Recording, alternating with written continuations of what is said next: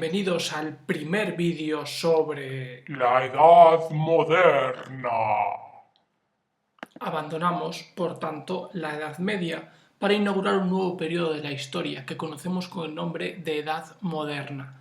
Los dos acontecimientos que marcan los límites de este periodo, tanto el inicial como el final, son por un lado el descubrimiento de América en 1492 y por el otro la Revolución Francesa de 1789. Ahora bien, aunque utilizamos esas dos fechas para marcar el inicio y el final de la Edad Moderna, lo cierto es que las personas del siglo XV no se acostaron un día siendo medievales y se despertaron al siguiente siendo modernos.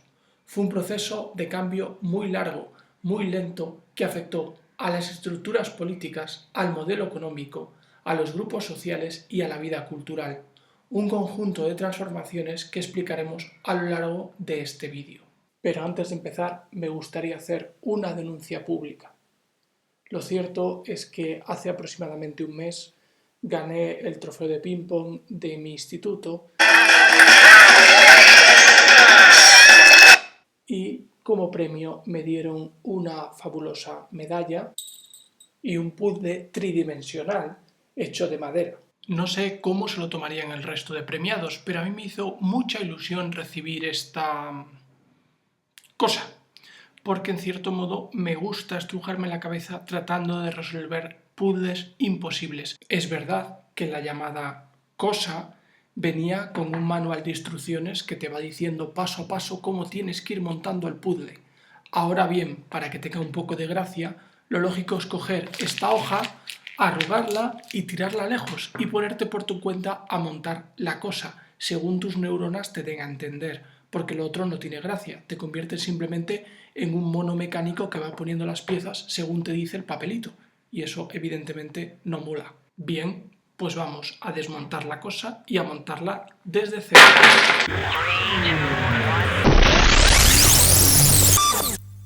Después de varias horas montando el puzzle siempre llegaba a la misma situación, y es que tenía un hueco libre, como bien se ve en la imagen, y una pieza que no cabía en ese hueco de ninguna de las maneras. Tras romperme la cabeza, durante varias horas, decidí por fin consultar lo que ponían las instrucciones, aunque consideraba que era una derrota intelectual en toda regla. Y es en ese punto cuando mi sorpresa llegó a unos límites a los que jamás pensé que llegaría. Leo textualmente: la última pieza ha de colocarse forzando. No me lo invento, lo pone aquí. Sexto paso.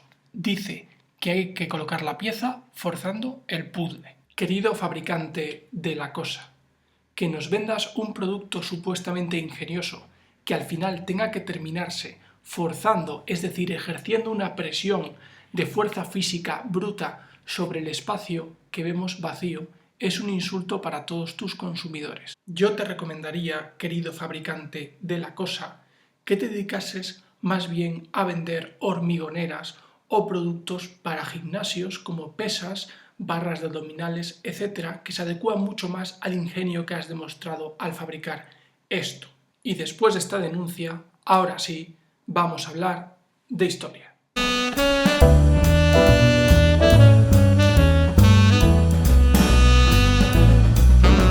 Iniciaremos nuestro repaso a la economía de la Edad Moderna hablando en primer lugar de la agricultura.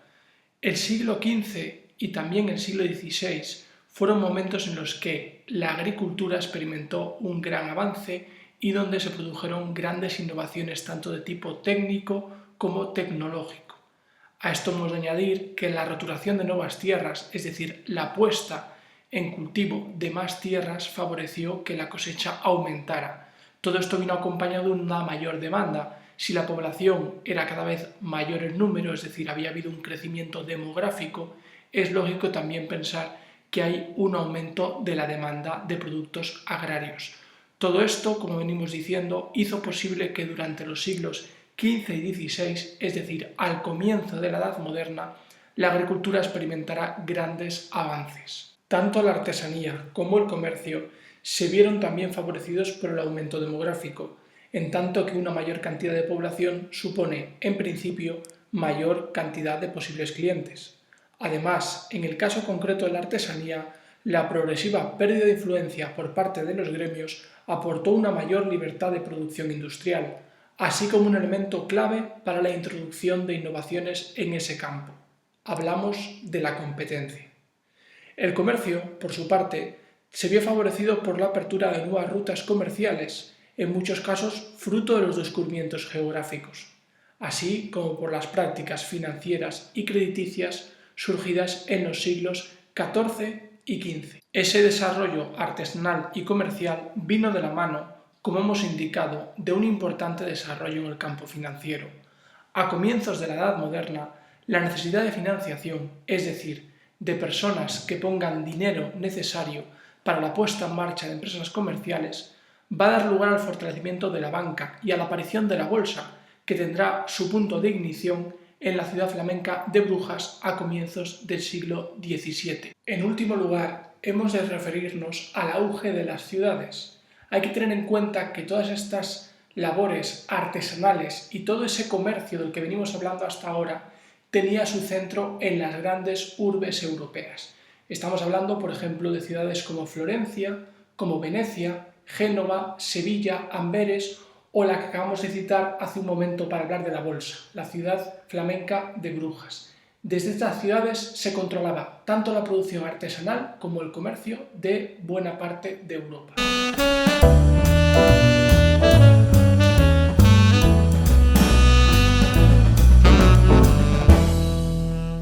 Nuestro análisis de la sociedad de la Edad Moderna se va a basar en dos cuestiones.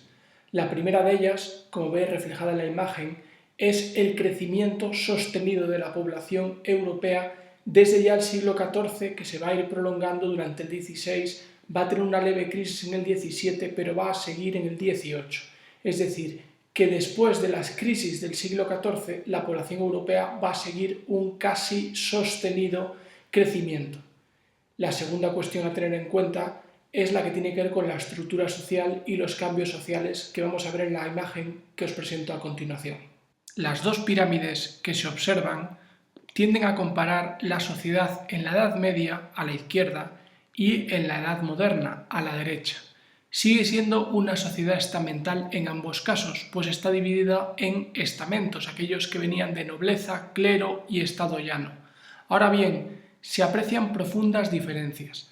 La primera de todas es que el estamento privilegiado, formado por la nobleza y por el clero, que sigue siendo privilegiado en la Edad Moderna, está sometido, sin embargo, a la autoridad del rey, cosa que, pues en la Edad Media había determinados señores feudales o determinadas autoridades eclesiásticas que tenían cierta independencia con respecto al monarca.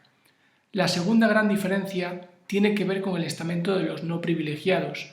Pasamos de tener un campesinado libre y un campesinado formado por los siervos a tener un estado llano claramente dividido en dos grupos, por un lado los campesinos y por otro lado la burguesía.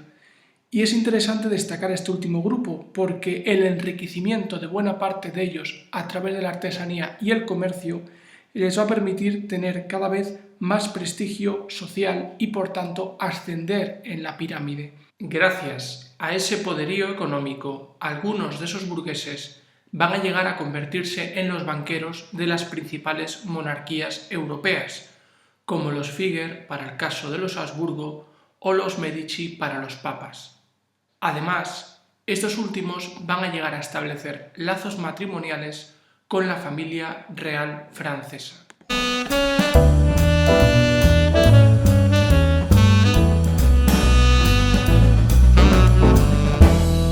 El principal cambio político que se produjo a comienzos de la Edad Moderna fue el fortalecimiento del poder de los reyes.